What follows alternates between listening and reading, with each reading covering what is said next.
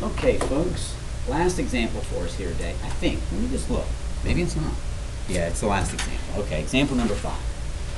They want us to simplify these. Now, in the last example, we practiced writing them as fractional exponents with something in the numerator.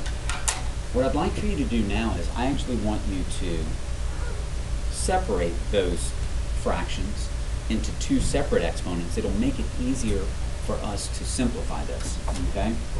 So, for instance, this first one, instead of writing 4 to the 3/2, I'm going to write it as 4 to the 1/2 cubed. Now, I'm just going to deal with this exponent first. 4 to the 1/2, well, that's the square root of 4. That's just 2 cubed. And 2 cubed is 8. Okay? So we have simplified it. We've written it without that exponent, if you can. All right? So let's look at B.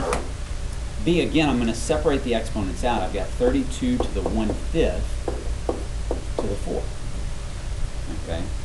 Well, the 5th root of 32, and you may want to use your calculator, but I'm hoping that you know that the 5th root of 32 is 2.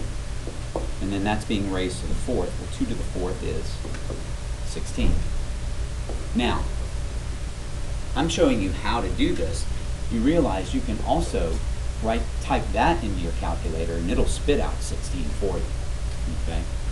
But I'm asking you to actually separate these things and do them in stages. All right? Let's look at this one. This one says negative 27 to the 1/3. And notice that I put the negative in parentheses there because it's being raised to the power also. So I kept it in those parentheses. So we've got the cube root of negative 27 squared. Okay? Now the cube root of negative 27, they're asking us what number multiplied by itself 3 times equals negative 27. Okay, well I know it's going to have to be a negative number. And the negative number that it is 3. Negative 3 times negative 3 is positive 9, times negative 3 is negative 27. Okay, so now I've got the cube root of negative 27 is negative 3, but I have to square that. Negative 3 squared is 9. All right? Nice. And then our last one here, don't get tricked. Don't get tricked. Separate the exponent.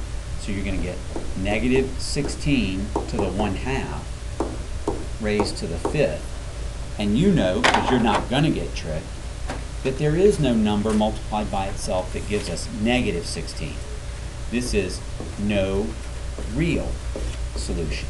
There is an imaginary solution, and we'll talk about that in imaginary numbers and complex numbers, but there's no real solution to this answer. Okay? That's it. Now I think you're ready for your homework.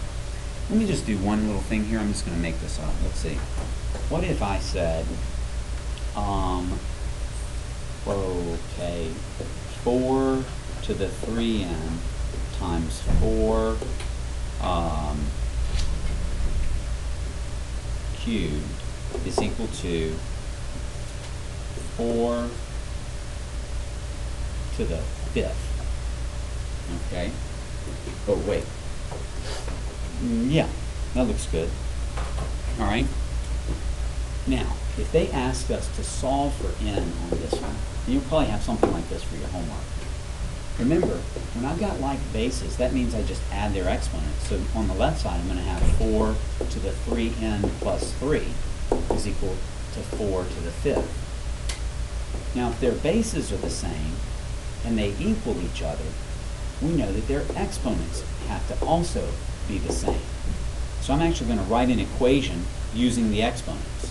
3n plus 3 has to equal 5 for those two things to be equal. Well, just solve for n.